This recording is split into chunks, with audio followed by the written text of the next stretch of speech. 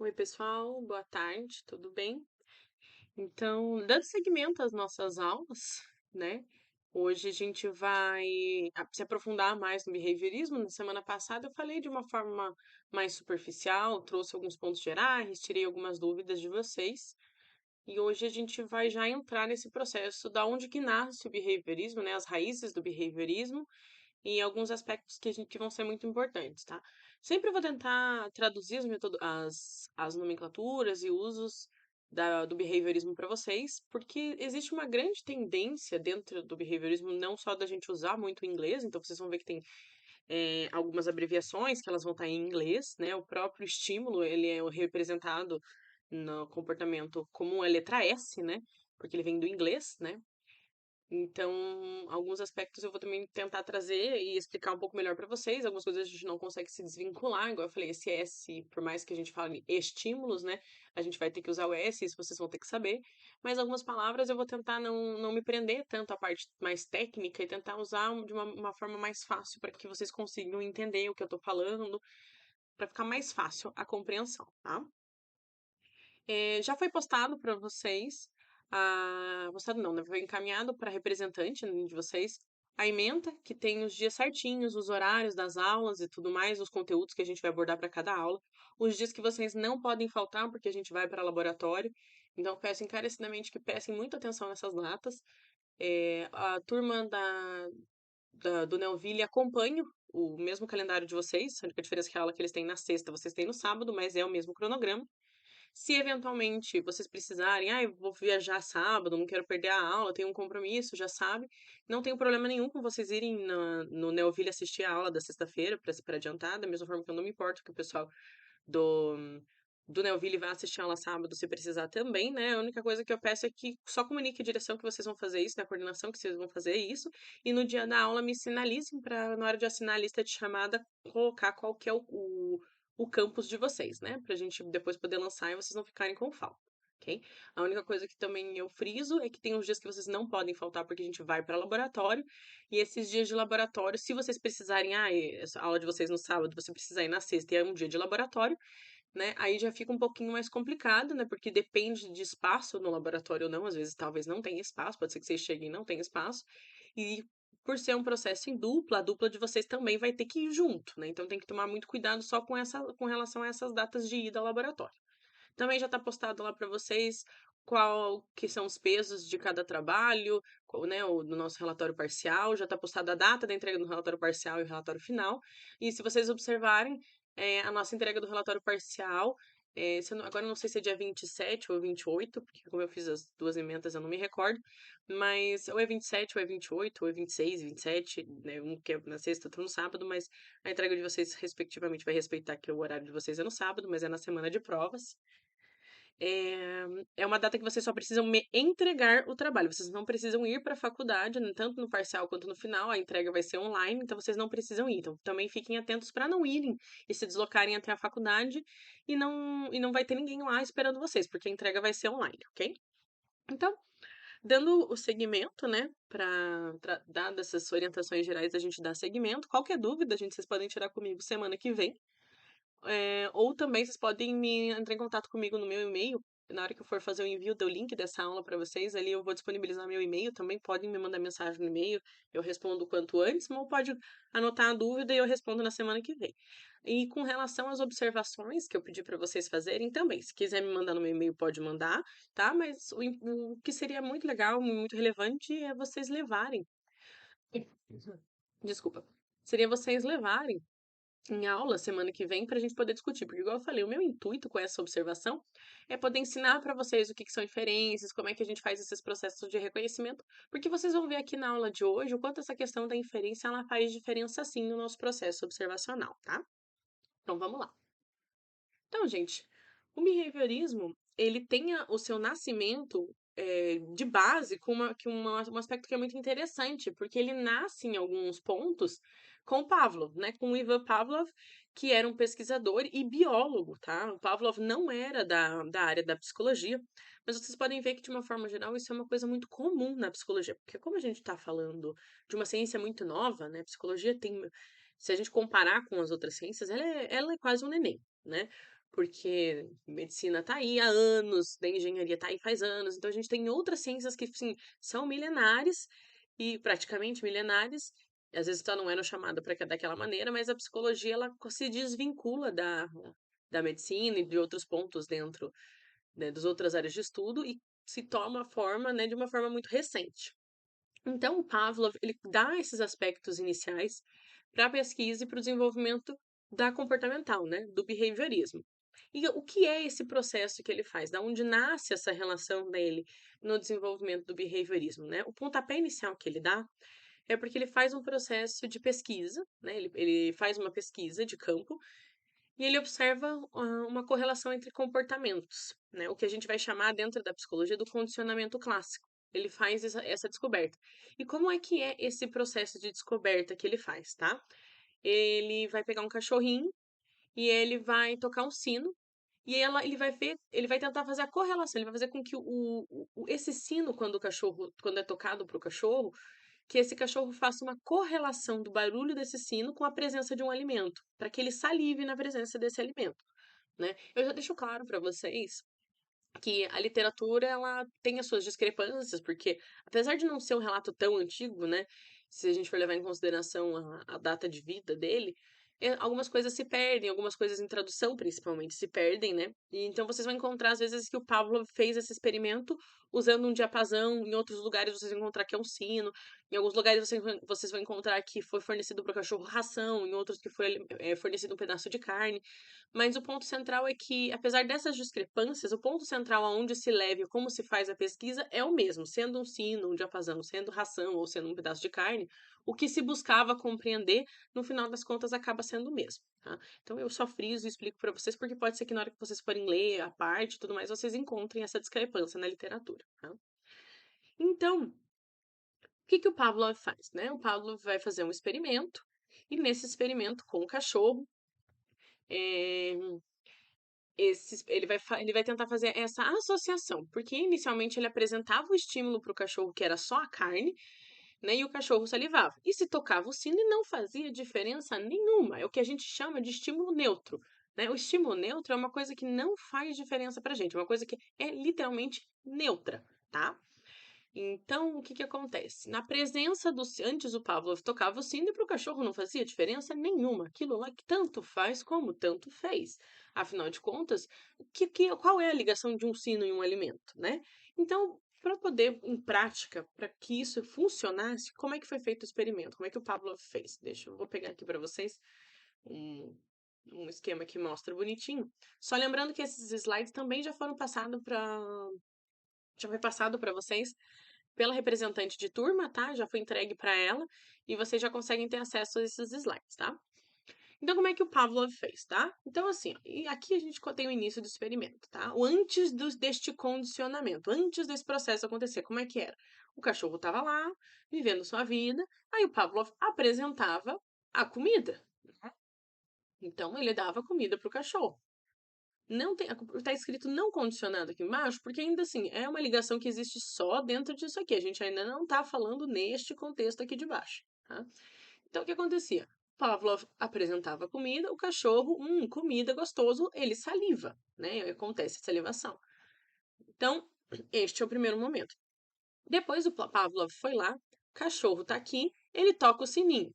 Este momento é um estímulo neutro, porque ele toca e não tem salivação. O cachorro não tem reação nenhuma. Por quê? Não existe ainda nenhuma relação disto aqui, né, da campainha, do sino, com a comida. Então, porque ele simplesmente vivia a vida dele, onde apresentava comida, ele salivava porque ele ia comer, e depois, mesmo se você trocava o sino, ainda quando ele estivesse com fome, ainda não tinha sido feita uma relação. Então, o que, que o Pavlov começa a fazer para que essa relação possa ocorrer? Ele, todas as vezes que ele ia dar alimento ao cachorro, todas as vezes que ele ia dar comida ao cachorro, o que que ele fazia? Ele apresentava a comida e tocava o sino. Ele estava tentando fazer esse emparelhamento. Então, apresentava a comida, tocava o sino, o cachorro salivava e ele ia para a comida. Compreendo que nesse primeiro momento, se não tivesse a campainha ou tivesse o cachorro na presença da comida, ele iria salivar da mesma maneira, porque o que ele está interessado é na relação comida, ok? Mas o que o Pavlov começou a fazer? Então, todas as vezes que ele ia dar comida pro cachorro, ele colocava comida, tocava a sineta. Colocava comida, tocava a sineta. E foi fazendo dia após dia. Isso. Até que chegou um momento aonde simplesmente o cachorro associou este elemento, campainha, com a comida. Porque toda vez que tinha o barulho junto, tinha comida também. Ou seja, eu associei que um vem junto com o outro. E o que começou a acontecer depois? Quando ele passou pelo processo de condicionamento, quando ele for condicionado, simplesmente tocar a sineta, que antes um estímulo neutro, passou a ser um estímulo condicionado e o cachorro salivava. Então, mesmo sem a comida depois, ele salivava. Né? Não que ele vá comer a sineta ou vai comer o barulho da campainha, gente. Mas o que acontece? Ele fez uma correlação de existência entre comida, barulho. Então, toda vez que tinha barulho, vai vir a comida. Tá? Então ele fez essa associação. Nossa prática de vida, por exemplo, gente, eh, isso acontece quando você está na escola, por exemplo, e toca o sino, existe um sino de intervalo, por exemplo, que ele toca na hora do intervalo, né? Ao longo do tempo, e se você se alimenta durante o intervalo, você vai sempre saber que toca o sino é o intervalo, toca o sino é o intervalo. E se você come nesse intervalo todas as vezes, às vezes você nem estava com fome, você tinha tomado um senhor café da manhã, mas justamente porque tocou o sino e você fez esse processo de associação, você, nossa, tocou o sino, já a barriga já ronca e você, nossa, que fome, né? Então você faz esse processo associativo. Deixando muito claro que aqui foi usado questões auditivas, mas não precisa ser só sonoro. Isso aqui pode ser por qualquer outro órgão do sentido que a gente tenha, né? Quando, por exemplo, você se relaciona com uma pessoa que você gosta muito, uma pessoa muito querida para você, né? Ou um namorado, uma namorada, por exemplo, quando você chega perto da pessoa, se a pessoa usa um perfume específico, quando você chega perto dela e você sente aquele perfume, né? Você já sente aquele carinho, você já sente aquele desejo pela pessoa, e às vezes, né, com o desenvolvimento do tempo, porque toda vez que você encontra com ela tá com aquele perfume, você encontra com ela tá com perfume, encontra com ela tá com perfume. Com o tempo, você também faz esse processo de associação. Então, às vezes, você tá no shopping, passa na frente de uma loja e tem alguém usando esse perfume nessa loja, você sente, você já procura a pessoa, porque você faz essa relação, ou você sente, né, as mesmas coisas que você sente na presença daquela pessoa. Você faz essa associação. Então pode ser por qualquer órgão do sentido, tá, gente? Mas esse foi o experimento que o Pavlov fez. E esse experimento, gente, foi muito importante para o desenvolvimento da psicologia como um todo, né? Claro que ele vai ser muito mais para a psicologia na parte do behaviorismo metodológico, mas ele ainda tem um grau de importância muito grande, tá? Então, depois desse experimento que o Pavlov faz, o Watson, né, que dá seguimento às pesquisas dentro da comportamental. Daí a gente entra nas questões da psicologia propriamente dita. Para algumas pessoas, o Watson ele é considerado o pai do behaviorismo, tá? Porque ele dá esse start efetivamente depois que o Pavlov faz as pesquisas que fez, tá? Mas para outras pessoas, o Skinner é mais considerado como o pai da psicologia, na parte comportamental, justamente porque o Skinner ele dá o start para a parte da comportamental que a gente usa hoje, tá? Mas aí isso são individuais de cada pessoa. Então, o Watson, né, ele pega essa pesquisa do Pavlov e dá um segmento para essa área da psicologia. Só que para ele, a gente precisa pensar em comportamento, né? E o Watson ele vai trazer uma visão do behaviorismo de uma forma metodológica. E por que metodológica? Porque eu preciso de um segmento de método, tá? Não que não vá haver metodologias e métodos a serem seguidos em outras partes da psicologia comportamental, mas é porque ele se prende muito a algumas questões. E quais são essas questões que o Watson se prende de uma forma geral, tá? O Watson ele vai dizer que a gente só consegue analisar, né, comportamentos visíveis, tá? Então eu preciso ver, eu preciso mensurar, senão eu vou rejeitar e vou dizer que esse comportamento não é possível de ser observado ou ele não existe até certo ponto, tá? Porque para o Watson, quando a gente fala de processos mentais, às vezes até questões emocionais, se isso não for externalizado, né, não seria possível de ser analisado. Na verdade, para ele é muito, por isso que se chama metodológico, porque ela é bem metódica no funcionamento também. Ou seja, eu só vou dizer que é comportamento que eu consigo ver. Se eu não vejo, não é comportamento. O que, consequentemente, isso leva pensamento para o Watson não é comportamento. Memória não é comportamento. Emoção, se não efetivamente demonstrada, né, visível, não é comportamento, tá? E para o Watson, o ambiente ele também vai ter uma ênfase e vai ser muito importante. Então, assim, para o Watson, o ambiente vai ter essa influência. Não que para outras partes da comportamental não vai ter, mas ele se prende muito à importância do ambiente na determinação do comportamento. E qual que é a pesquisa que o Watson fez que dá seguimento à parte dos trabalhos dele, tá?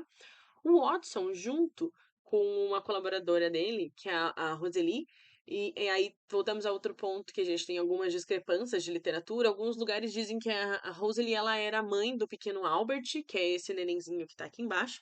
E em outras partes da literatura diz que era só uma colaboradora. Então, assim, mas de uma forma geral, algumas literaturas trazem que o Albert era filho dessa colaboradora dele. E essa colaboradora leva o Albert para fazer alguns experimentos, tá? Então, em 1920, esses experimentos ocorrem e o Watson coloca o pequeno Albert numa sala e aí ele coloca ali coisas fofinhas. Você coloca um ratinho branco, coloca um coelhinho, coloca vários bichinhos vivos, tá? E de pelúcia pro Albert interagir. O Albert era uma criança bem expansiva, bem interativa, ele brincava, ele mexia. Então, existia esse contato que o Albert estava tendo de exploração do mundo. Tá? E o que, que o Watson fez? Toda vez que o Albert ia se aproximar para brincar, para mexer no ratinho, o Watson ia lá e emitia um barulho extremamente alto. E aí assustava o Albert. E aí o Albert chorava. Quando ele se recuperava e aí ele ia mexer de volta com o ratinho, o Watson ia lá e fazia de novo.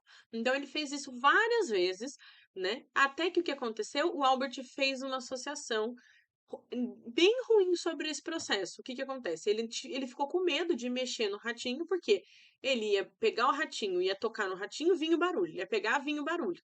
E aí, o que que acontece? Isso aqui é a mesma coisa até certo ponto que o Pavlov fez. Só que o Pavlov fez com um cachorro, fez essa associação usando um cachorro. Aqui o Watson fez usando uma criança.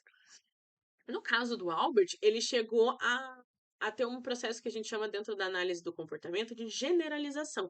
Porque o Albert, ele não ficava com medo só do ratinho. O Albert, qualquer animal mais peludinho, que tivesse qualquer coisa que lembrasse ele do rato, mesmo que de pelúcia, seja fosse de verdade um animal ou de pelúcia, ele fez esse processo de associação e ele ficava com medo de chegar perto, porque ele vinha aquela recordação do barulho.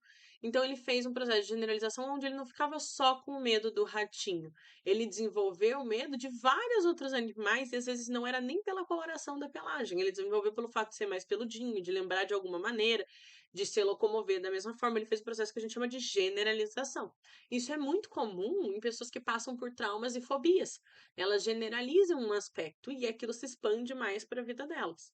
Tá?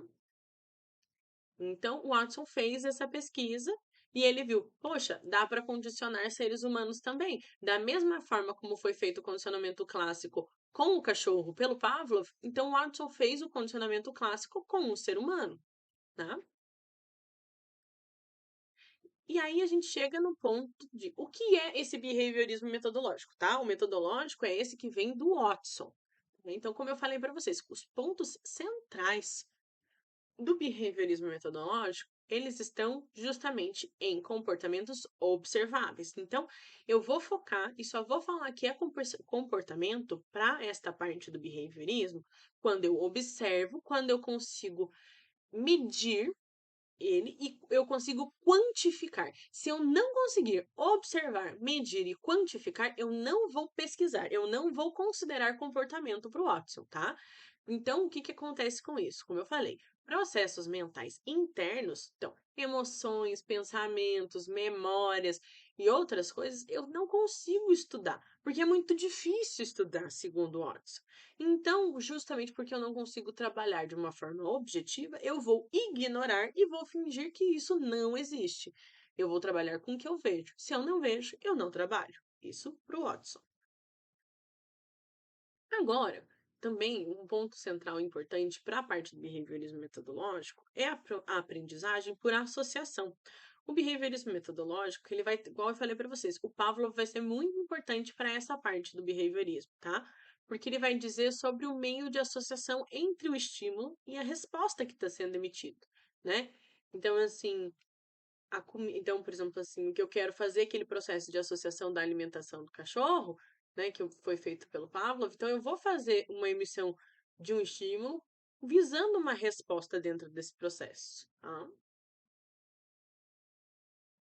E também, o que eu comentei com vocês, que o ambiente é um processo, é um elemento muito importante nesse processo do behaviorismo metodológico. Então, assim, a abordagem, ela vai atribuir a importância central ao papel, ao papel do ambiente. O ambiente, ele tem um papel fundamental dentro dessa moldagem e modelagem do comportamento do sujeito, tá?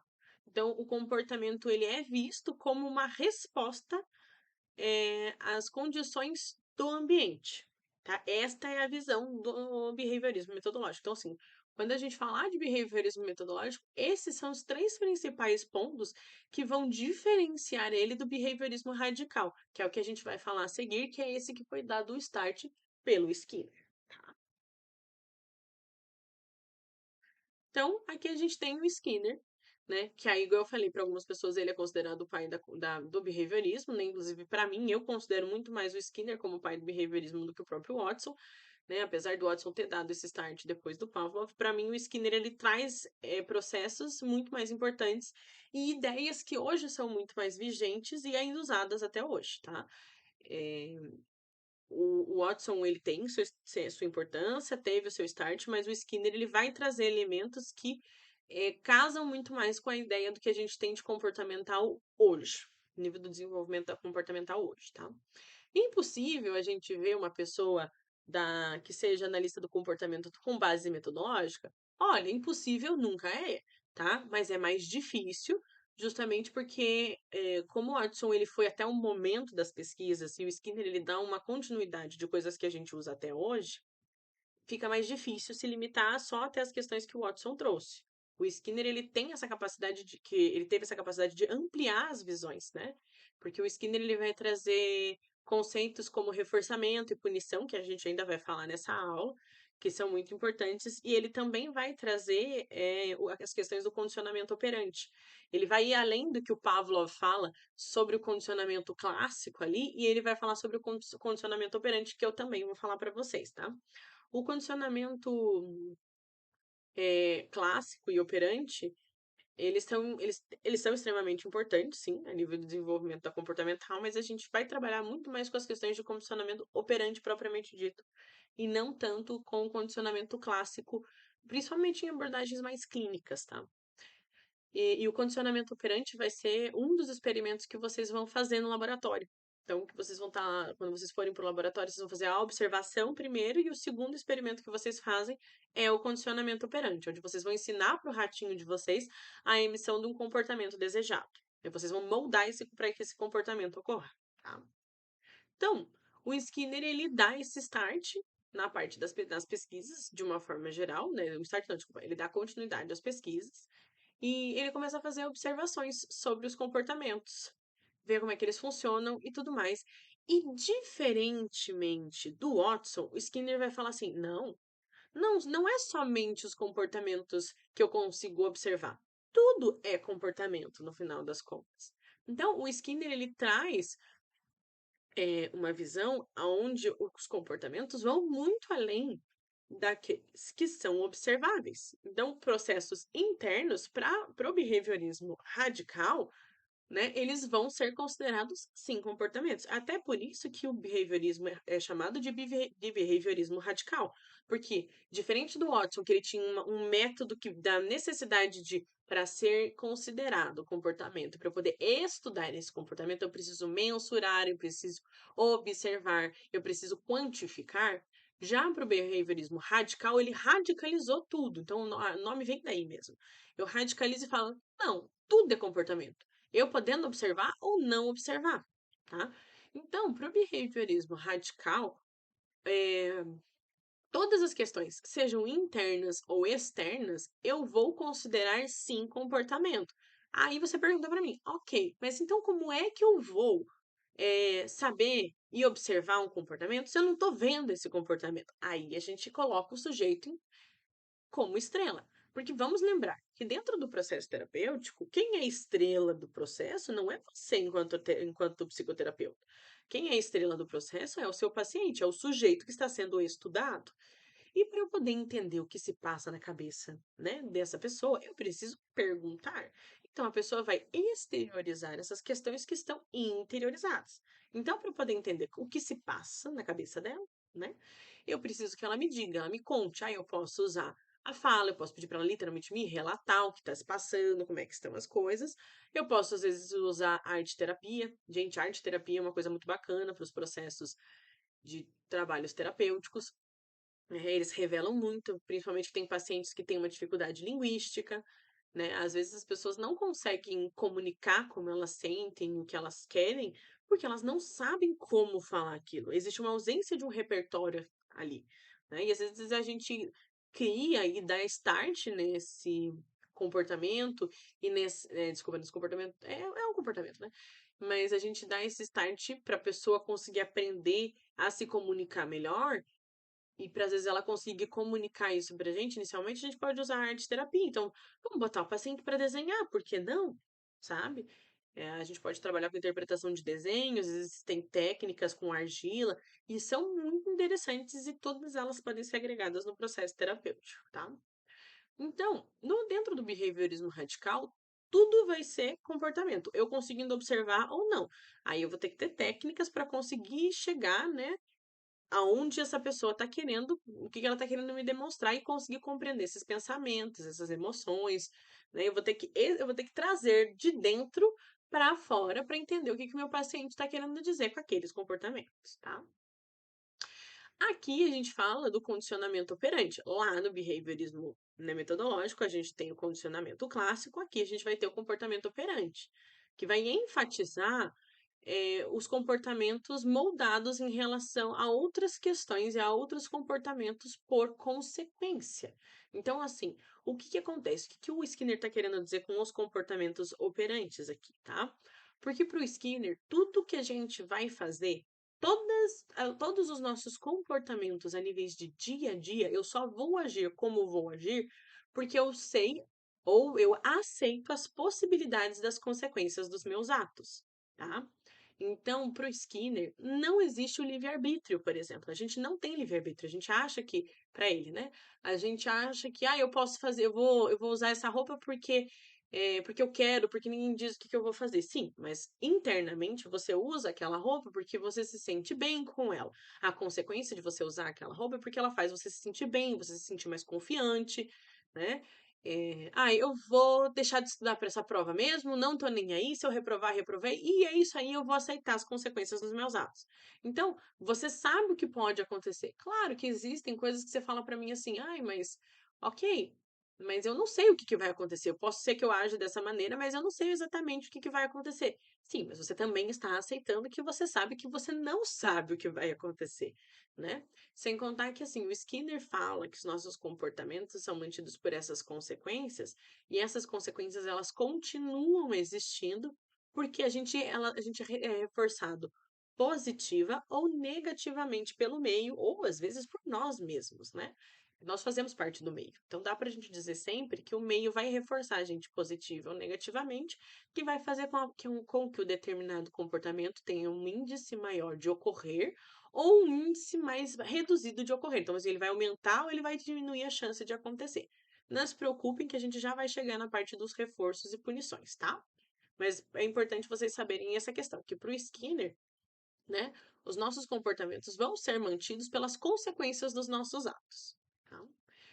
E o Skinner ele vai trazer uma perspectiva que é usada até hoje, inclusive a própria TCC se utiliza muito de questões de análise funcional do comportamento, aonde eu vou tentar entender o comportamento e vou fazer uma análise que vai muito além do ambiente, porque para o Watson, lembrem disso, para o Watson, eu vou me prender muito às relações da troca do sujeito com o ambiente, né? O estímulo e a resposta. Já para o behaviorismo radical, eu vou fazer uma análise que vai muito além do estímulo e da resposta. Eu vou analisar um todo. Eu vou analisar o meio que aquele ser está inserido, eu vou analisar a biologia desse sujeito, eu vou analisar, né, e dentro daquele meio onde ele está inserido, eu vou analisar a cultura, eu vou analisar como é que ele age, como é que a cultura moldou quem ele é, né? Tudo isso eu vou analisar. Então, eu vou muito além para fazer uma compreensão sobre os contextos aonde ele está envolvido. Quais são os antecedentes que levaram ele a emitir aquele comportamento e se manter nesse comportamento com as suas consequências, tá?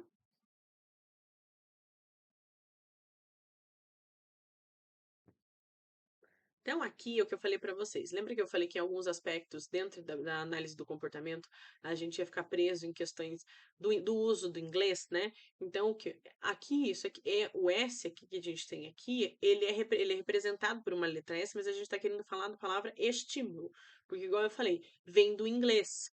Tá? Então, sempre que vocês verem uma letra S na análise do comportamento, a gente está falando de algum estímulo. Assim, às vezes esse estímulo vai vir acompanhado, vai ser às vezes um S, um D, que é o estímulo discriminativo. Então, assim, podem ter outras variações, tá? Mas sempre a letra S grande representada, a gente está falando de algum estímulo que está vindo. E, em consequência, a gente tem uma resposta que vai ser emitida. Então, um estímulo ocorre para uma resposta ocorrer, ok? A resposta ela é representada pelo R mesmo, tá? Aí aqui tem uma piadinha, porque vocês vão fazer a questão do uso. Opa, perdão. Vocês vão fazer o uso do ratinho, né? E aqui seria uma piadinha relacionada que seria uma inversão de papéis, né? Porque os ratinhos falam, né? É um fenômeno bastante interessante. Toda vez que eu pressiono esta barra, aquele estudante dá um suspiro de alívio. Então seria uma inversão onde não é o ratinho fazendo o comportamento que você deseja, você está fazendo um comportamento e o ratinho está agindo porque ele sabe que você vai fazer alguma coisa para ele, né? Então, piadinhas à parte, né, dando segmento aqui. Aqui a gente chega na nossa tríplice contingência, que é aquela análise funcional ali que eu falei lá em cima para vocês, né? Que é essa aqui, ó. A análise funcional é esta tríplice contingência aqui, tá? Porque para a gente poder fazer a análise funcional, eu preciso compreender esta tríplice contingência, que são os antecedentes, o comportamento e as consequências disso. Então, o que está levando esse sujeito, né, a se manter neste comportamento, né? Quais são as consequências que mantêm esse comportamento ocorrendo aqui e o que veio antes disso também, que levaram esse comportamento a ser iniciado. Porque eu não faço coisas, eu não ajo de determinada forma se eu não tive um repertório anterior, né, um antecedente, que me ensinou a agir desta maneira, tá? Então, assim, o antecedente, ele é tudo que está relacionado em volta do sujeito. Então, ele é o ambiente, ele é a cultura, ele é o contexto, ele são as situações, ele é o histórico familiar, né? Ele tudo isso que está relacionado, que formou o sujeito enquanto sujeito. Por isso que diferente no behaviorismo radical, diferente do metodológico, a gente vai ter uma análise mais completa sobre a intenção, sobre a vida, sobre a vivência de quem era o meu sujeito antes. Eu preciso entender todas essas circunstâncias, tá? Porque vai ser muito importante eu entender o que levou esse sujeito para a emissão desses comportamentos. Né? E o que está mantendo esses comportamentos? Quais são as consequências dos atos que estão mantendo esse meu paciente, ou né, esse meu sujeito? Tá? E os comportamentos, o comportamento ele pode ser tanto implícito quanto explícito, tá, gente? Ou ele pode ser também considerado aberto, encoberto, privado ou público. O que é esse aberto ou público ou privado, no final das contas? O aberto, eles sempre vão ser aqueles comportamentos observáveis, tá? É que eu consigo ver, eu consigo mensurar. Os privados, normalmente, eles são pensamentos, eles são coisas que estão mais internalizadas naquele sujeito, né? Não que os comportamentos, de uma forma geral, não estejam internalizados, mas eles são mais aqueles comportamentos que literalmente é privado. Tem uma dificuldade maior da gente acessar e da gente ver. Para a gente conseguir chegar nesses comportamentos, a pessoa vai precisar falar, vai precisar desenhar, de alguma forma ela vai precisar expressar, tá? E as consequências é aquilo que vem depois do comportamento. É aquilo que faz com que o padrão do que aquele comportamento continue se repetindo. É aquilo que o Skinner, que eu falei para vocês que eu já vou entrar e já vou explicar, são os reforçadores, que é o reforço positivo e o reforço negativo. Porque eles são elementos que vão fazer com que este comportamento aqui ele só vai ocorrer se for interessante isso aqui, tá? Por quê? Porque eu não vou agir de determinada forma, tá? Se não é interessante para mim, se eu não vou ganhar nada com isso. Tudo que a gente faz, gente, no final das contas, é movido por um resultado, tá? Eu não sei se eu comentei na sala de vocês sobre esse exemplo, mas quando a gente fala do desamparo aprendido, houve um experimento, dentro do relato que foi falado sobre a questão do desamparo aprendido, haviam crianças num, num espaço de acolhimento, né? E as enfermeiras cuidavam dessas crianças. Só que não tinha enfermeira suficiente para cuidar de todas as crianças. E essas crianças choravam e ninguém ia lá dar amparo, né? O comportamento é o chorar, né? A consequência desse comportamento, no caso dessas crianças, era que elas não acontecia nada. Então, assim, chora, não acontece nada. Chora, não acontece nada. Chora, não acontece nada. Eu vou parar de chorar? Porque, gente, chorar exige, ainda mais para uma criança, um grande gasto energético. Eu só vou continuar agindo de uma forma se aquilo tem um benefício para mim, se eu vou conseguir usar isso de alguma forma. Então, se eu choro e ninguém me dá carinho, ninguém me dá comida, ninguém vem me trocar, ninguém faz o que eu tô pedindo, que é, né, me dar esse acalento enquanto eu estou chorando, eu vou parar de emitir, porque eu não estou sendo reforçado. Então, eu emito o comportamento, nada acontece. Eu emito o comportamento, nada acontece. Eu emito o comportamento, nada acontece. Eu vou parar de emitir, porque não tem consequência nenhuma, nada acontece. Eu só tô gastando a minha energia para ficar aqui. Agora, se fosse uma criança em uma família onde a criança chora, ela é acolhida, puxa, eu chorei e alguém veio. Então a criança vai testar de novo. Ó, eu chorei. Nossa, alguém veio me acolher. Eu chorei, alguém veio. Da mesma forma que o cachorro fez a associação, que foi uma coisa ensinada, ali foi planejada, aqui acontece no nosso dia a dia também. Só que a criança não fica racionalizando as coisas. Ela não fica tipo, eu vou chorar e ela vai vir, eu vou chorar, ela vai vir. Não, ela vai ver que, chorei e aconteceu, então dá pra continuar. Sabe? É uma coisa mais automática dos processos. Então, o que que acontece? As nossas consequências, a gente só vai se manter fazendo aquilo que a gente está fazendo baseado nessas consequências. Então, a criança que ela recebe o amparo e ela é acolhida, ela vai continuar chorando. Por quê? Se ela chora, alguém vem, ela chora, alguém vem, isso significa que ela pode continuar emitindo que ela, toda vez que ela chorar, alguém vai vir, né? Amparar ela. Agora, aquela criança que eu falei pra vocês da questão do desamparo, onde ela chora, ninguém vem, ela chora, ninguém vem, ela vai parar de emitir esse comportamento porque ninguém está reforçando esse comportamento. O que que acontece? Ela não vai mais gastar energia para isso, não vai mais gastar tempo e não vai mais chorar. Porque se ela chora e ninguém vem, porque eu vou perder meu tempo fazendo isso, tá? Então, assim, por que que isso tudo aqui é importante? Por que que a gente entendeu o antecedente do comportamento e é o que leva a manter esse comportamento pelas consequências? Porque isso aqui é a base que a gente usa na parte clínica. É a base que a gente usa para entender o que está acontecendo com o sujeito. Porque se eu quero entender um comportamento que está vindo, é um comportamento que causa uma problemática para o meu paciente, é nesse processo aqui que eu vou precisar, é esse desenho que eu vou precisar fazer para entender, beleza, aonde que eu vou intervir, o que que eu vou fazer de interventivo para esse meu paciente, tá? Para que seja efetivo o processo terapêutico, tá?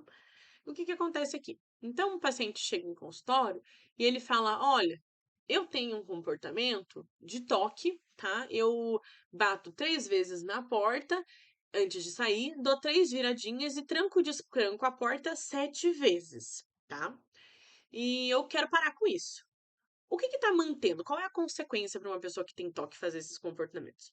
Compreendam que a pessoa que faz toda essa sequência de comportamentos no toque, ela sente um alívio. A consequência dela é que ela sente um alívio quando ela faz todos esses rituais. Então, ela se mantém nesse ciclo de manter esse comportamento. Toda vez que ela vai sair de casa, ela faz isso, porque isso traz um alívio, um sentimento de alívio normalmente para esse paciente, tá? Aí, assim, tá, ok, mas e quais são os antecedentes? Onde que começou? Por que que essa pessoa faz isso? Vamos supor que nesse caso concreto, porque ela levava muita bronca na infância porque ela não trancava a porta.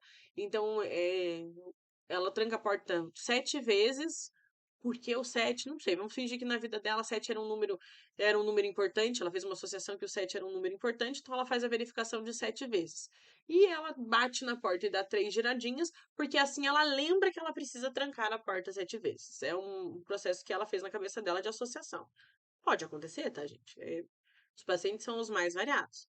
Só que assim, isso está causando Porque vamos lembrar que não adianta eu querer fazer tudo isso aqui e não ser um comportamento que uma paciente quer mudar. Eu só vou poder atuar em comportamentos e ser interventivos e trabalhar na psicoterapia comportamentos que o meu paciente deseja mudar, tá? A gente não obriga o paciente a fazer nada. Se o paciente não quiser trabalhar aquilo, se aquilo não causa sofrimento para ele, ou até assim causa, mas ele não quer trabalhar aquilo, a gente não pode obrigar. Tem que ser uma coisa que é um desejo do paciente, ok?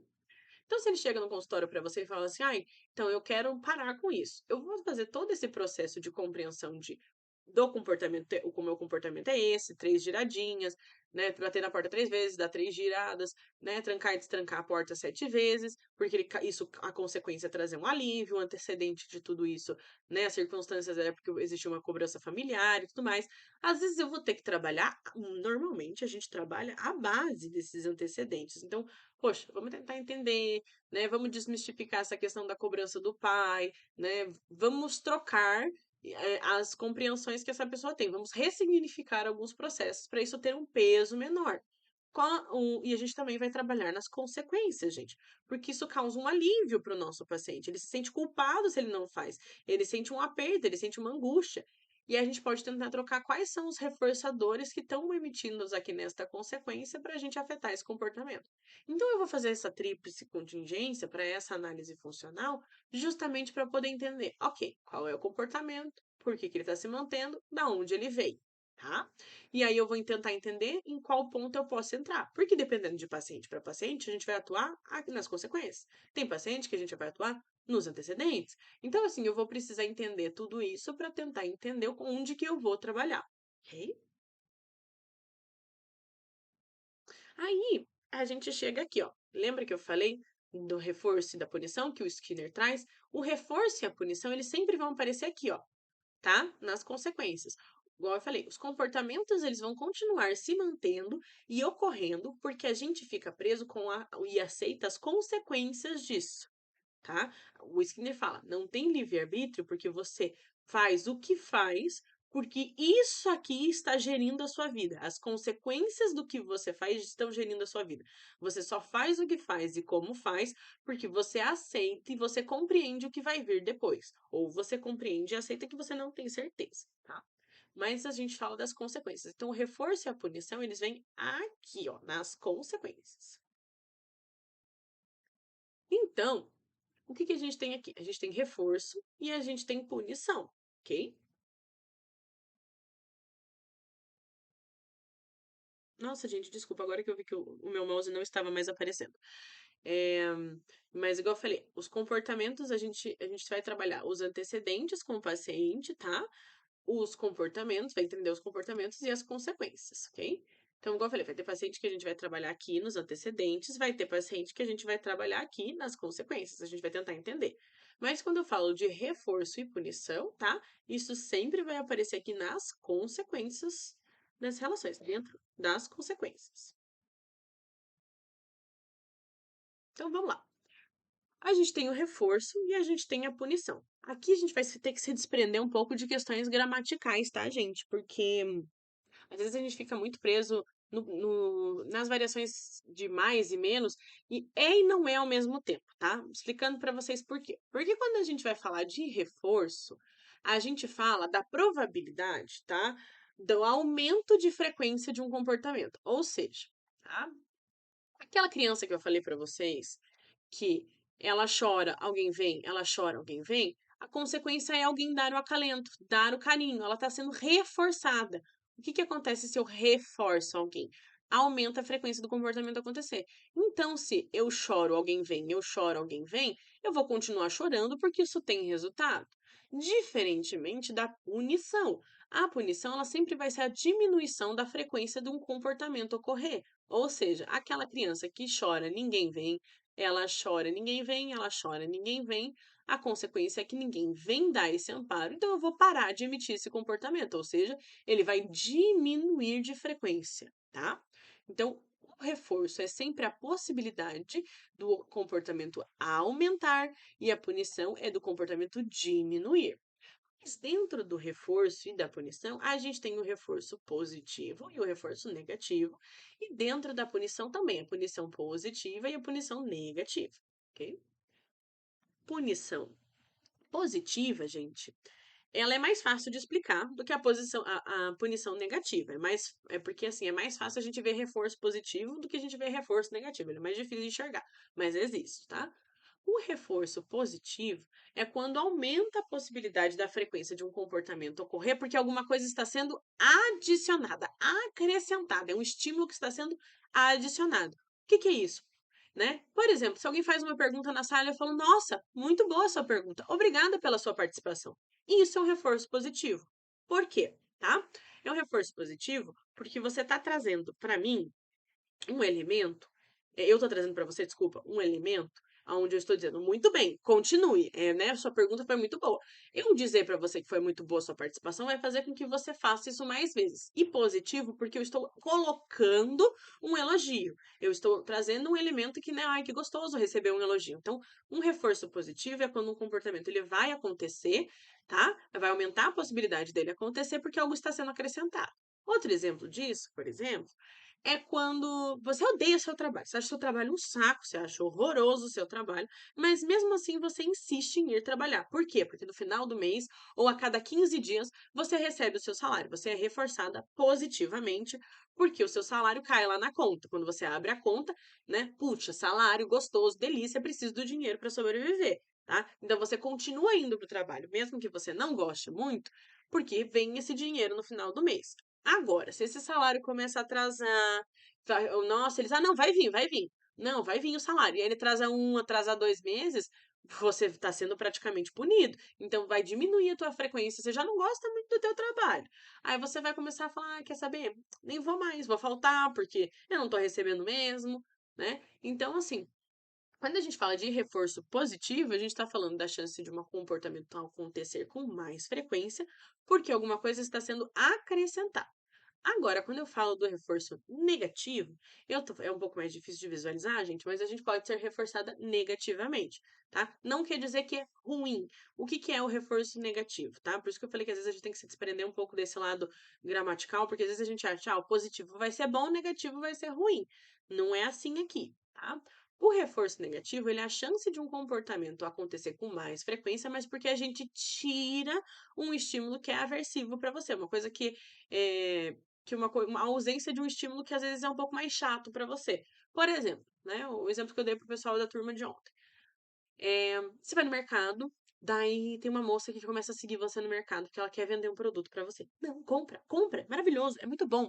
Nossa, super legal. Ó, compra, compra, vai ser legal, vai ser muito legal, viu? Você vai adorar isso. Não, mas é muito legal. Moça, eu não quero.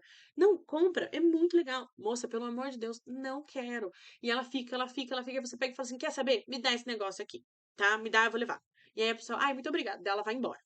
Você foi reforçada negativamente. Por quê? O que que acontece? Pra ela parar de encher o seu saco, você aceitou o produto e falou que vai levar. Então, assim, saiu aquela coisa chata, aquele barulho, aquela pessoa no teu ouvido. E aí você vai na outra semana, você vai no mercado de novo. E lá vem ela na tua direção outra vez pra vender outro produto. Você nem discute com ela. Você fala assim, ó, quer saber? Só bota no carrinho. Só põe no carrinho e vai embora. Entendeu? Você aumentou. Então, assim, ó, você aumentou a tua probabilidade de aceitar aquilo que ela tá vendendo pra você, tá oferecendo pra você, mesmo que depois você vire na esquina, em outra gôndola do mercado e largue o produto, mas é só pra ela não começar de volta no teu ouvido. Então, assim, aumentou a chance daquele comportamento de você aceitar o produto dela, né? E você já falou assim, ai, tá bom, tá bom, tá bom, só me dê esse negócio aqui, não quero nem discutir com você, né? Então, o que que acontece? Reforço positivo sempre vai ser o elemento de aumento de frequência de um comportamento ocorrer, tá? Positivo porque a gente teve um acréscimo de alguma coisa que você considera boa, e negativa porque a gente teve, né, a subtração de uma coisa que te incomodava. Por exemplo, né, nesses dois exemplos que eu trouxe para vocês.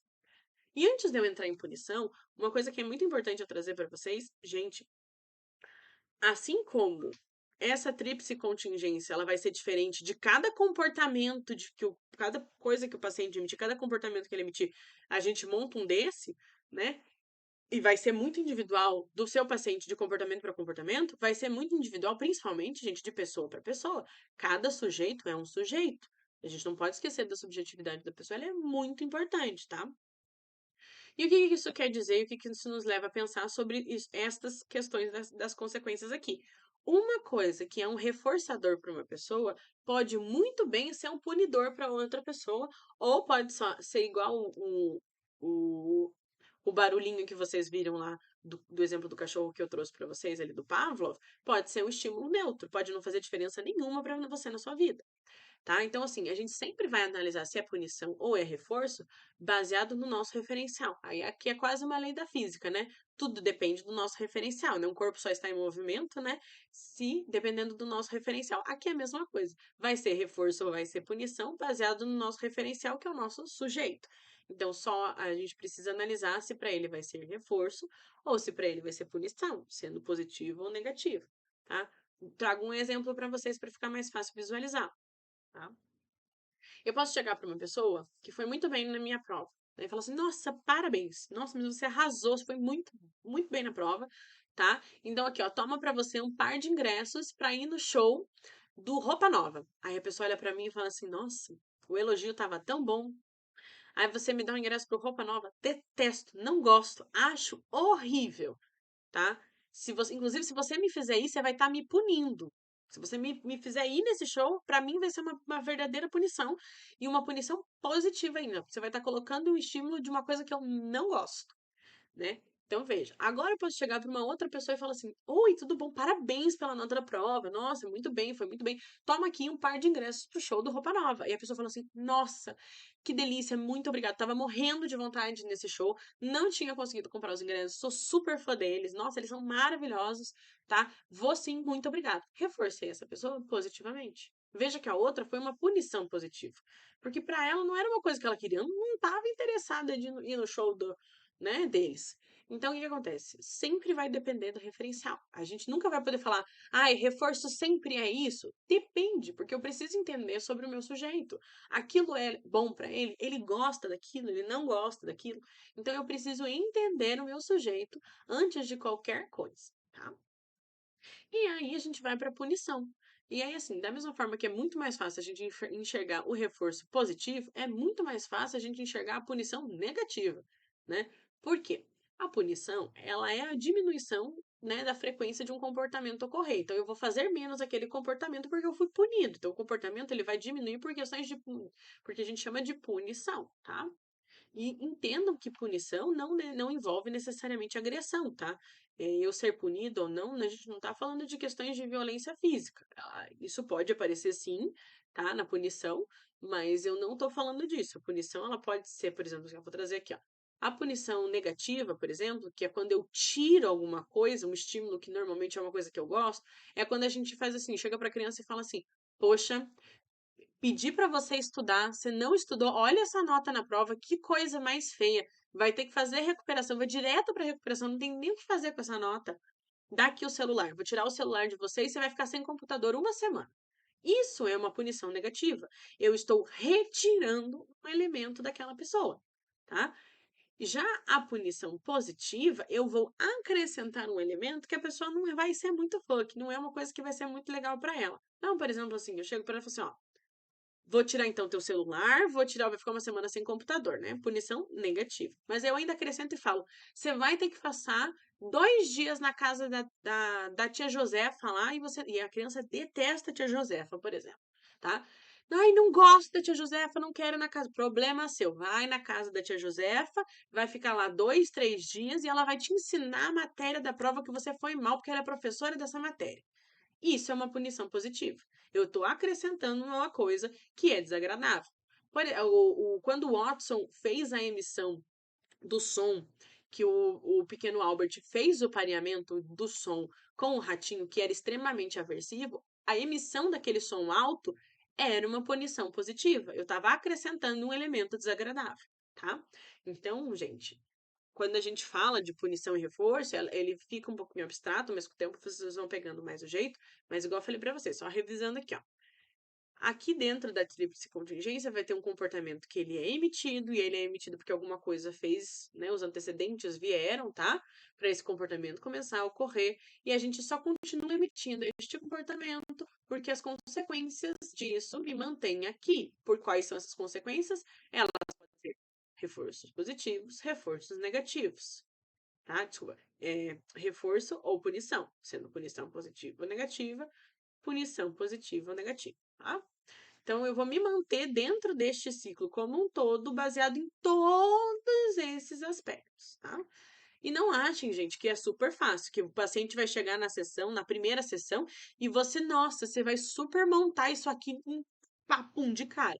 Não, tá? Dificilmente a gente consegue montar logo de cara. Isso é uma coisa que existe uma certa experiência, né? Existem questões que elas são muito mais profundas para o paciente.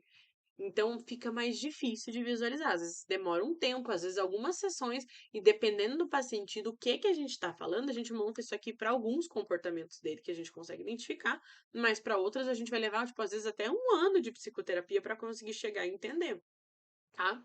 Eu trago de exemplo para vocês que eu tive um paciente que ele já está comigo há um ano, acho que um ano e 2 meses, mais ou menos. E esse é um paciente que, para a gente entender por que ele tinha questões de processo de abandono e que não era um abandono baseado nas questões familiares com o pai e a mãe, era baseado num abuso sexual que ele sofreu na infância, a gente começou a entender que o comportamento dele do abandono vinha disso, o antecedente era um abuso. Só que ele levou muitos anos para. Muitos anos, não, desculpa, né? Ele levou um ano praticamente para me trazer essa questão do abuso. Para ele foi difícil falar, mesmo confiando em mim e falando com outras questões para mim, ele tinha essa dificuldade, ele tinha esse impasse consigo mesmo para se abrir com relação a isso. Tá? Então, às vezes, a gente acha que, nossa, vou sentar, vou montar isso aqui de uma vez só, às vezes, dependendo de qual é a situação para o paciente, e isso, como um todo, demora para se construir. Tá?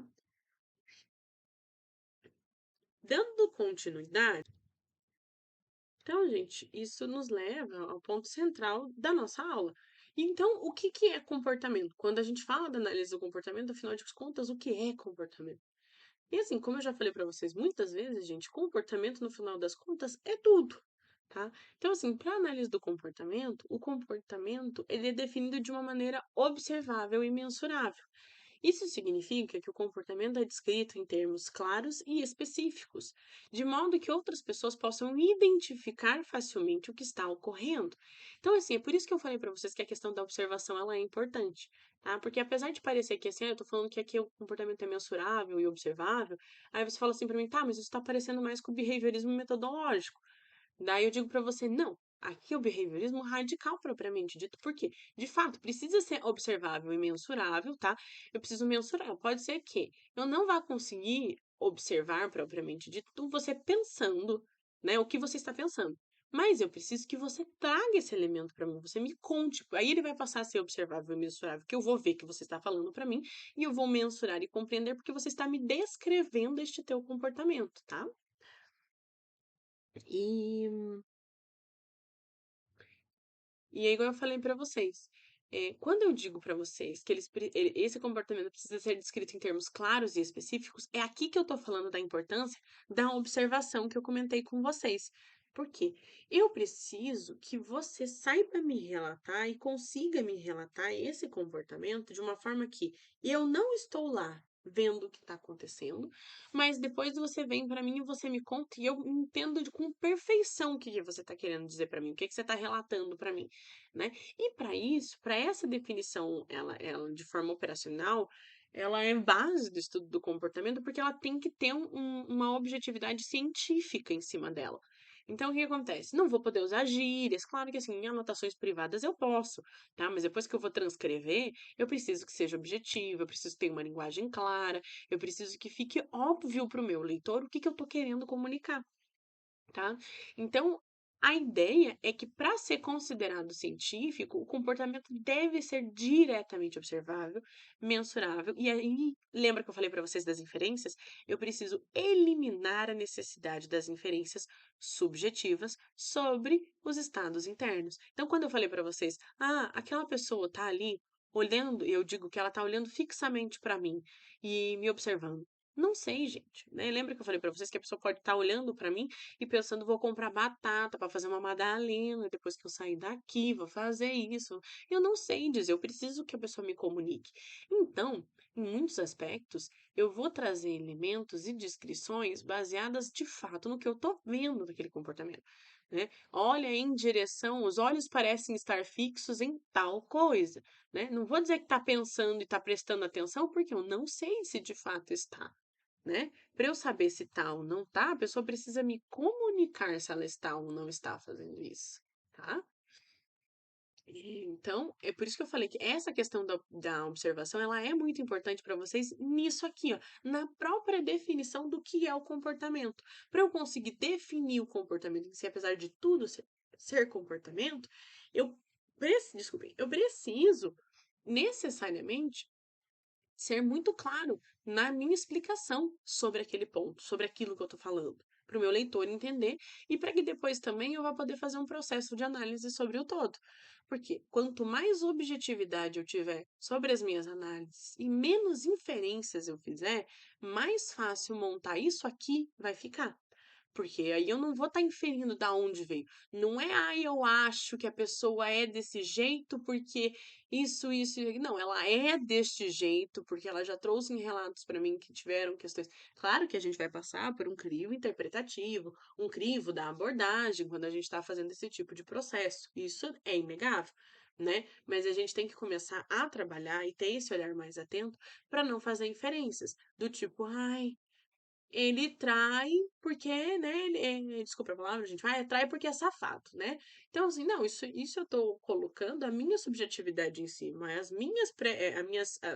meus preconceitos em cima daquilo, entendeu? Então, eu faço esse processo, tomo esse cuidado com relação à definição e à descrição dos comportamentos, justamente para cada vez menos eu fazer inferências e colocar menos questões pessoais minhas na análise sobre o outro, ok? E daí a gente discute na semana que vem as observações de vocês, justamente porque esse é o ponto central. Eu quero que vocês aprendam o que que é essas inferências para vocês conseguirem ir se desvinculando delas. E aqui a gente chega, né? Porque lembra que eu falei para vocês dos antecedentes? Aqui, ó, a seleção por consequência é ela que vai levar a gente, né, em muitos aspectos, ser como nós somos, por essa seleção por consequência, né? Isso aqui, ó, filogênese, ontogênese e cultura são pura e simplesmente, gente, questões que estão aqui dentro, ó, dos antecedentes. São é aquilo que faz a gente ser como a gente é, tá? Então, assim, a cultura ela me influencia em quem eu sou, sobre o que eu faço, tá? Eu dei exemplo para o pessoal da aula de ontem que, poxa, às vezes aqui a gente, eu tenho família que mora no Rio e já constituiu família com pessoas de lá, né? Que não são minha família de sangue, né? Agora fazem parte, mas não eram minha família de sangue. E daí, quando eu fui visitá-los, né, aqui a gente dá um beijinho só na bochecha, daí lá eles dão dois. E daí eu chegava para cumprimentar eles, não, não, tem mais um, né? E aí fazia dar mais um beijinho. Então, o que que acontece? Aqui a cultura em Curitiba, né, regionalidade pura. A gente dá um beijinho. Lá eles dão três, eles dão dois, desculpa. E aí tem lugar no Rio Grande do Sul que se dá três beijinhos, né? Então, se você fala, ai, que besteira, né? Que bobeira. Mas sim, só que eu tô acostumada com uma coisa, eu até brinco, né? Falo, ai, calma, é beijo demais pra uma curitibana fora do seu habitat, né? Então, na cultura, algumas pessoas podem ser mais afáveis, né? Elas aprenderam a ser mais afáveis porque naquela cultura as pessoas são mais calorosas, gostam mais de contato, gostam mais de afeto, né? Existe um comportamento cultural, às vezes, por exemplo, de fazer festas naquela comunidade, eles juntam a comunidade e fazem ali, então existe uma união naquela localidade. Isso está na base da cultura. E a gente pode ter diferenças culturais, igual eu falei, não só de país para país, mas região para região, gente. Diferença, assim, simplesmente aqui, ó, né? De Curitiba para o Rio de Janeiro, né? Não é tão distante assim, não estamos falando assim do outro lado do mundo praticamente. E temos uma diferença, né? E a gente também tem ontogênese e filogênese, onde a gente vai ter uma que é a nossa base genética, que vem de geração, né? Vem questões geracionais que estão ligadas à nossa genética mesmo, né? A nossa linhagem, a questão evolutiva propriamente dita. Por que que isso é importante? Por que que a gente pensar em filogênese é importante, tá? Porque quando a gente, dependendo do paciente que a gente vai estar trabalhando, por exemplo, questões de esquizofrenia. Gente, é importante às vezes a gente ter consciência de que existe uma predisposição genética naquela família à esquizofrenia, porque isso é uma coisa que às vezes a gente vai precisar considerar quando a gente vai estar fazendo um laudo, quando a gente vai estar fazendo uma análise daquele caso. Então eu preciso saber Às vezes vai ser importante você saber essa informação, né? Porque existem algumas doenças que elas têm predisposições genéticas, né? Outras não. Mas é importante. Ah, tudo bem, para ansiedade, depressão não vai fazer diferença nenhuma, tá? Mas algumas questões faz diferença sim. Tá? Quando a gente faz o psicólogo, por exemplo, somos nós que damos laudo autorizando bariátrica. Né? O paciente não faz bariátrica hoje em dia se o psicólogo não autoriza, se a pessoa não estiver preparada psicologicamente para passar por esse processo. E é importante a gente compreender se a filogênese daquela família existe uma predisposição genética, né, ao sobrepeso, e que dentro da cultura daquela família existe a questão da alimentação desenfreada. Porque, beleza, existe uma predisposição genética. Daí eu pego, autorizo uma bariátrica e naquela família ninguém vai dar apoio, todo mundo vai continuar comendo igual antes. Não adianta essa pessoa passar por uma cirurgia bariátrica e não compreender que ela não vai mais poder comer do jeito que ela comia antes.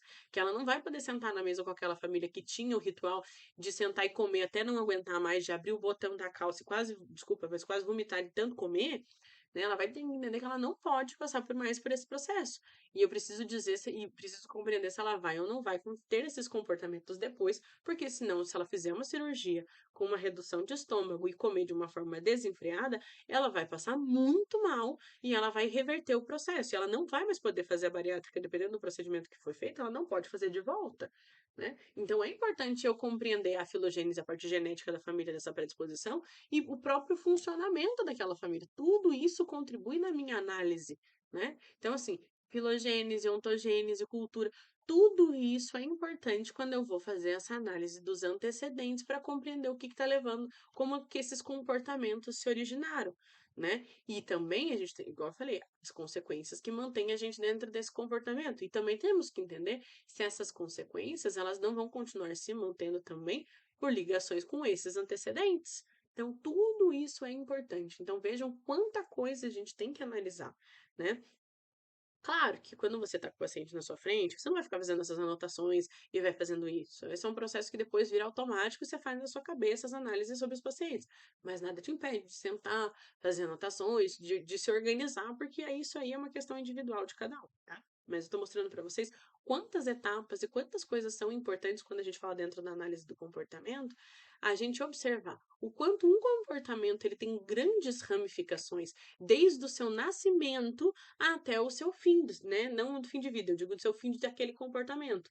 Então, aquele comportamento, ele nasce, ele tem uma base de nascimento em algum ramo, né, daquela árvore da vida daquela pessoa. E aí ele vai se desenvolvendo, né? Até por isso que eu usei esses slides aqui, porque é justamente isso. A gente tem uma grande ramificação e a gente tem um grande desdobramento dos comportamentos. É como se fosse uma grande árvore. E alguns comportamentos, eles vão estar na raiz. E eles vão sim, né, para as pontas das árvores. E às vezes a gente vai precisar entender esse comportamento. E se esse comportamento não for interessante e o paciente tiver disposição para isso, às vezes a gente vai ter que cortar esse comportamento fora. Tá? Né? Aí aqui é só a mesma visão daquele esquema lá que tá lá em cima, né, dos antecedentes, do comportamento e as consequências, né? Então, assim, o quanto as questões culturais elas vão influenciar, né? Elas têm essa questão social na afetação do funcionamento daquele sujeito. Eu acho que até vocês já devem ter ouvido a expressão biopsicossocial, né, em alguma outra disciplina que eles trazem essa visão. E isso é basicamente a mesma coisa quando eu digo sobre a filogênese, a ontogênese e a cultura. Dentro da análise do comportamento, a gente não fala que a gente é um ser biopsicossocial, a gente fala que é um ser filo-ontocultura, né? Que é a filogênese, a ontogênese e a cultura, o quanto elas estão relacionadas no desenvolvimento e na formação do sujeito, desde a sua base genética, a sua vivência de dia a dia e a sua troca com o meio que está inserido, o quanto cultural, o quanto social influencia nessa formação. Tá?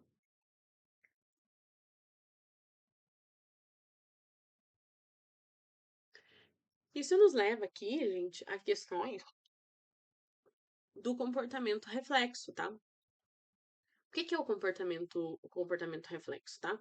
Existem comportamentos que ninguém nunca ensinou para você, tá? Ninguém te ensinou a piscar, ninguém te ensinou a respirar, né? As pessoas ensinam a gente a usar garfo e faca, né? E tem cultura que não usa garfo e faca, come com a mão, né? Aí voltamos ao ponto da importância da cultura.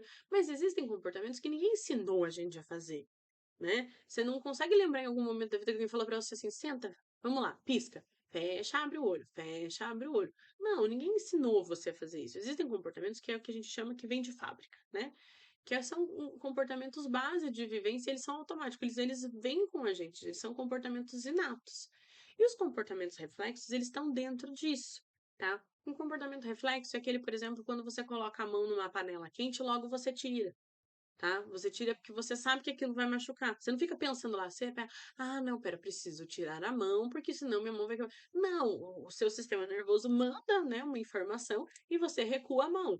Né? Aí depois você faz processo de racionalização do tipo, ah, eu ia queimar minha mão mesmo e tudo mais. Mas existe toda uma questão que já vem com a gente de fábrica, a gente já faz tudo isso, tá? E assim, são respostas que ocorrem sem a necessidade de aprendizado, né? Aí, igual eu falei, a gente já veio com isso de fábrica, são questões naturais, e isso está muito ligado a questões de sobrevivência do ser humano, tá? Tá muito ligado com a nossa sobrevivência. Uma das questões de sobrevivência base é, se você for largado no meio do mato, escutar um barulho, você vai se esconder ou você vai correr, porque você sabe que pode ser que tenha alguma coisa vindo e você pode estar em perigo, né? Então, liberação de adrenalina, né, que acontece no corpo. Então, assim, tudo isso está relacionado a questões reflexas do corpo, de comportamentos que são inatos, que vieram com a gente e que a gente age, né, dessa maneira para sobreviver.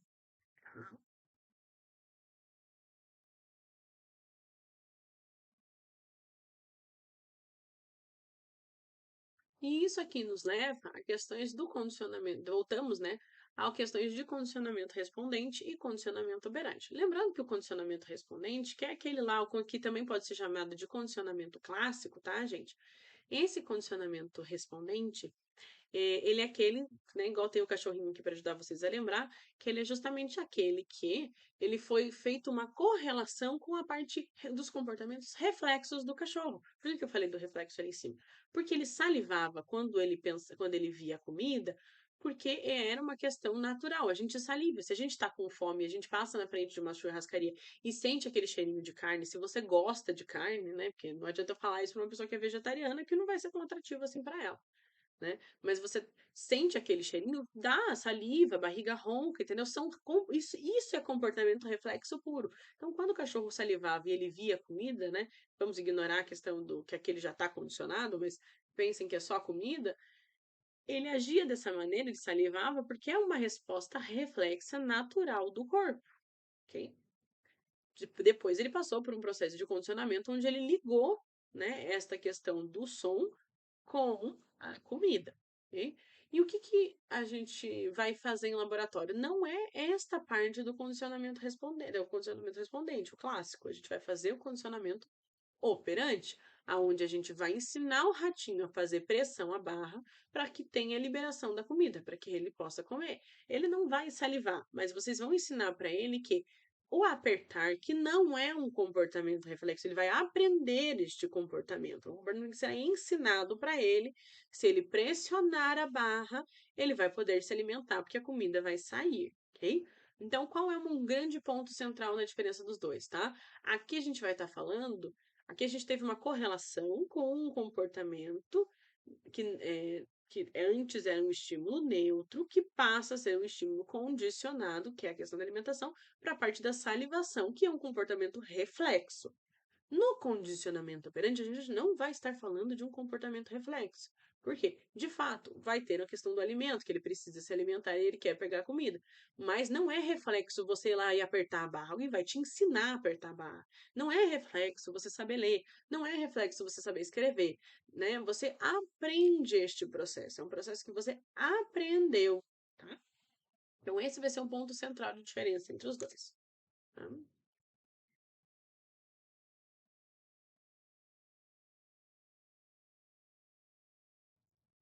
Então, gente, dando continuidade, igual eu falei para vocês, só trazendo uma explicação breve, porque como eu falei para vocês, né, o que vai diferenciar muito é essa questão da aprendizagem que vai funcionar, né? Não que aqui não vá ocorrer uma aprendizagem, mas vocês vão ver que a gente vai ficar muito preso no condicionamento respondente às relações dos comportamentos reflexos e, né, que estão relacionados com a nossa vivência. Então, no condicionamento respondente, a gente vai estar sempre falando de comportamentos, de respostas que são inatos, diferente de comportamentos respondentes a aprendidos, tá?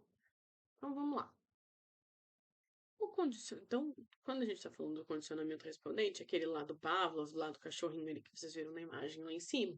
Então, a gente vai estar sempre aqui falando dessa questão, dessa associação estímulo-resposta. E vamos lembrar que o estímulo é representado dentro da análise do comportamento aqui, ó. Estímulo e resposta. Isso aqui, ó, é a base do comportamento respondente. Sempre estímulo e resposta, tá? Então, a associação de estímulos, né? Essa associação de estímulo e resposta dentro do condicionamento respondente, tá? A ênfase ela vai estar sempre ligada a respostas automáticas, desculpa, e reflexas. A gente também sempre vai estar falando de comportamentos involuntários. Então, são respostas que passaram por um processo de condicionamento que são involuntárias e automáticas, como a questão do reflexo da salivação ou do próprio piscar de olhos. Ninguém ensinou vocês a salivar, ninguém ensinou vocês a piscar. Isso é um processo que vem de fábrica, aqueles comportamentos reflexos. Então, sempre que a gente estiver falando de condicionamento respondente, a gente vai estar falando dessas relações, sempre estímulo e resposta, ligados a comportamentos automáticos, reflexos, involuntários, tá? Que a gente fez um processo de associação desses comportamentos com uma questão, né? A gente associou esses estímulos com esses estímulos antecedentes a um estímulo anteriormente neutro, né? Lembrem lá da sineta aqui, ó. Antes a sineta, ela era um estímulo neutro e passou a ser um estímulo condicionado, tá? Então, quando a gente fala de estímulos antecedentes, então é isso, ó. Anteriormente eles eram neutros, eles tornam-se, né? A evocação deles vai ser equiparada, né? A gente vai unir a relação deles com a questão do alimento, por exemplo, tá? Antes eles não evocavam nada e eles passam a evocar. Então, o que que acontece é esse sistema que eu já mostrei para vocês. Então, aqui, ó, o estímulo, que é onde a gente tinha um estímulo, né? E esse estímulo elicia uma resposta. Lembra lá, ó, é o nosso S aqui, ó, estímulo, comida, e a nossa resposta, salivação. O nosso, né, S aqui, R aqui, estímulo, comida, resposta, salivação. Presença da campainha, elemento antes neutro que passa a ser condicionado porque ele foi equiparado, ele passou a ser um estímulo associado, né, à comida. Então, a gente vai fazer essa equiparação. Então, aqui, ó, estímulo, resposta, estímulo neutro, a associação de estímulos, consequência, passa a ser um estímulo condicionado. Isso aqui é o condicionamento respondente, ou também chamado de condicionamento clássico, ok? E vamos sempre lembrar que esse tipo de condicionamento, a gente vai estar falando de respostas automáticas e reflexas, diferente do ratinho, aonde a gente vai ensinar o ratinho a emitir um comportamento. Por mais que ele queira se alimentar e a alimentação seja uma coisa necessária para o desenvolvimento humano, a gente não vai estar falando de salivação, a gente vai estar se falando de um comportamento que ele teve que aprender a fazer. Aqui ninguém ensinou o cachorro a salivar, ninguém ensinou o cachorro a comer. São coisas que ele já sabia fazer, né? Vieram de fábrica as coisas, mas a gente fez uma associação de um estímulo neutro, né, dentro desta relação, né, que passou a ser um estímulo condicionado, tá? E aí a gente vai para o condicionamento operante. Aí o condicionamento operante é aquele lá do ratinho, que daí a gente vai falar sobre reforço e punição. Lembrem daquela tríplice contingência dos antecedentes, do comportamento da consequência, que a consequência ela é mantida pelo reforço e pela punição. Exatamente isso. Então, assim, aqui a gente vai estar falando de um condicionamento que vai envolver um aumento da possibilidade de ocorrer. Então, a gente vai reforçar o nosso ratinho, né? E a gente vai reforçar positivamente lá, porque ele vai pressionar a barra para vir a comida. Ou a gente vai punir este ratinho quando a gente quer que ele pare de emitir determinado comportamento, tá? A gente pode, por exemplo, punir tanto positiva quanto negativamente. Vai depender do que eu vou estar querendo fazer ali com o meu ratinho, né? Por exemplo, eu posso puni-lo não permitindo, não fazendo a liberação da comida, né? E daí fica aí a pergunta para vocês: punição positiva ou negativa, né?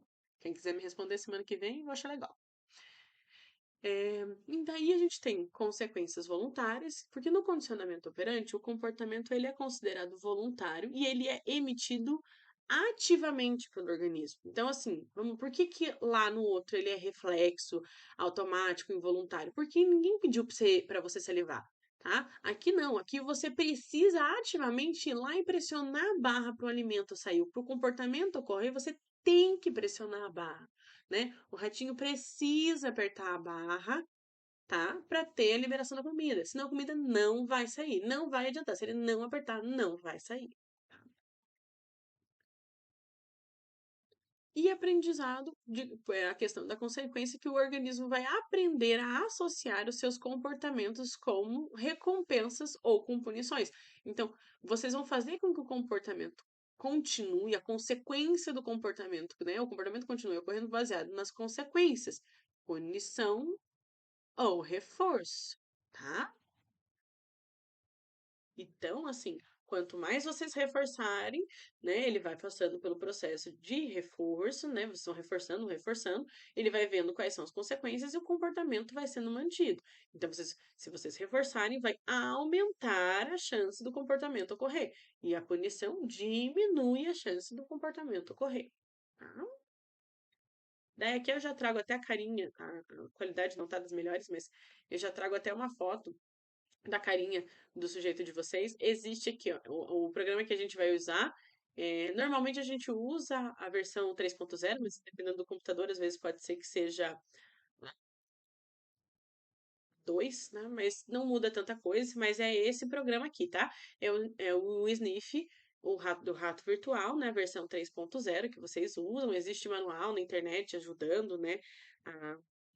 A mexer e tudo mais, mas eu vou ajudar vocês nesse processo. E essa aqui é a carinha da caixinha do ratinho de vocês, tá?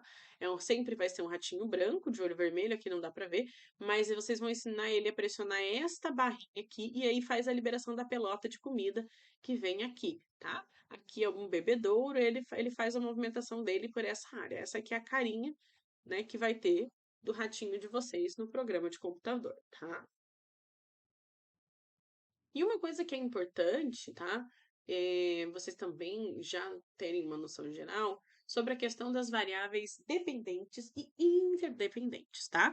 Isso eu até coloquei lá no relatório para vocês colocarem e escreverem no relatório. Eu compartilhei com as representantes de turma tanto a ementa quanto o modelinho do relatório que vocês vão seguir, tá? Pro laboratório. Vocês já conseguem começar o relatório se vocês já tiverem a dupla formada e quiserem, porque tem algumas questões que são mais gerais, como introdução, que vocês vão falar sobre o que é a análise do comportamento de uma forma geral, que querendo ou não sai um pouco da aula de hoje, né? Mas não esqueçam de colocar a fundamentação teórica. A fundamentação teórica é muito importante, tá, gente? Eu fiz bastante recomendação para vocês de autores. Na ementa tem lá tanto literatura complementar como literatura básica. Tem bastante autor ali para vocês, tá?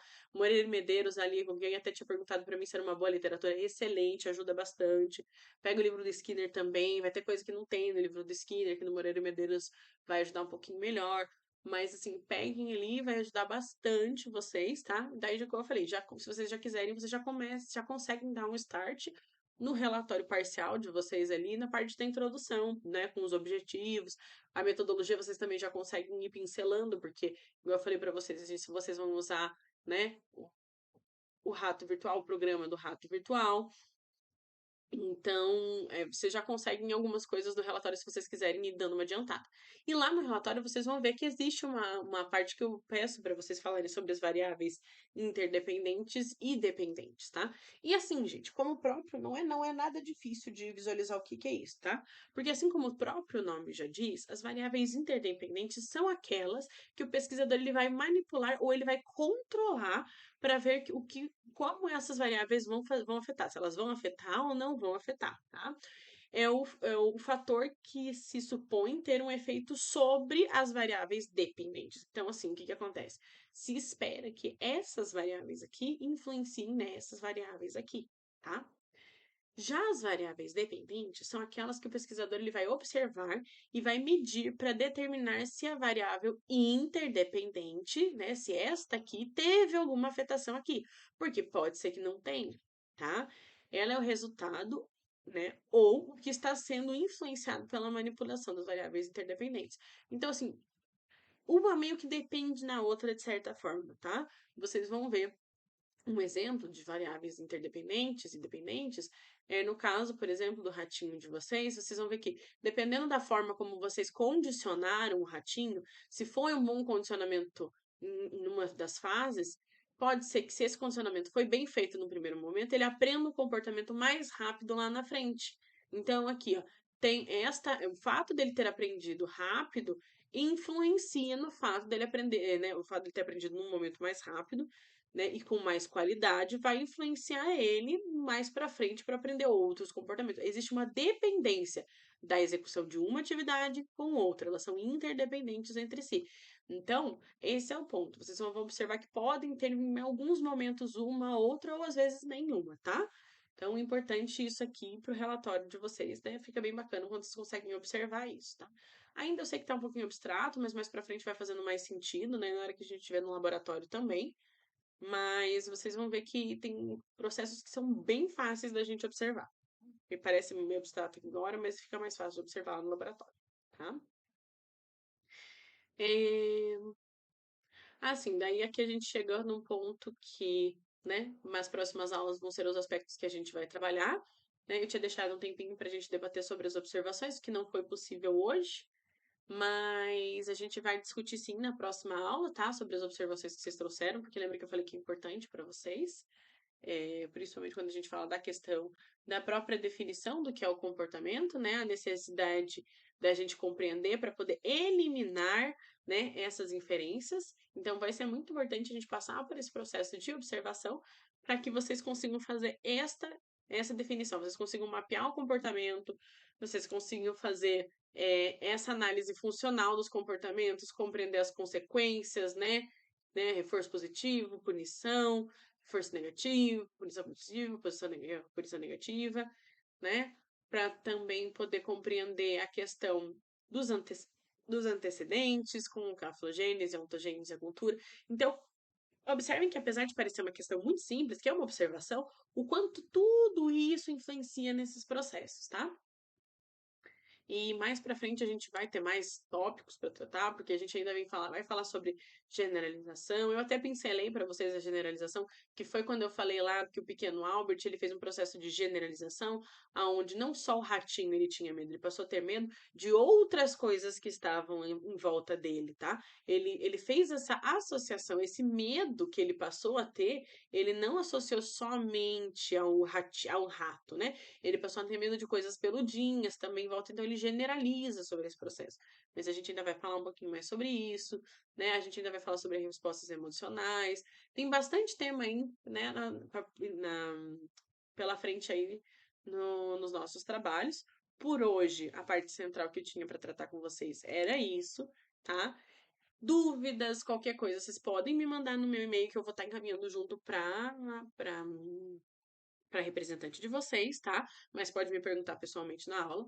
Vou gostar muito de ouvir as observações de vocês. Quem souber me responder lá se aquela lá era uma punição positiva ou negativa, eu vou achar legal na semana que vem, né? Saber o que vocês têm para me dizer. Por favor, fiquem bem atentos às datas que não podem faltar, tá? Porque fica bem complicado. Só a presença na aula de vocês já garante alguns pontos ali de participação no semestre, então muito importante.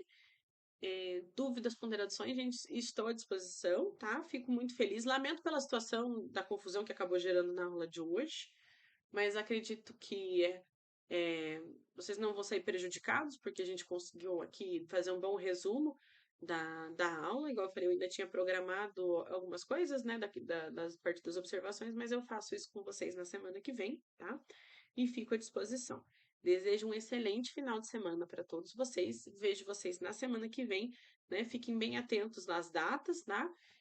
Lá também tem no cronograma todos os temas que a gente vai tratando para cada aula e tudo mais.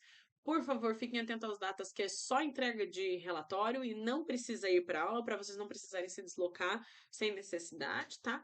E volto ao ponto, desejo a todos um ótimo final de semana. Fico à disposição para tirar dúvidas, tanto pelo e-mail quanto pessoalmente na semana que vem, tá bom, gente? Tchau, tchau. Fiquem bem, tá bom?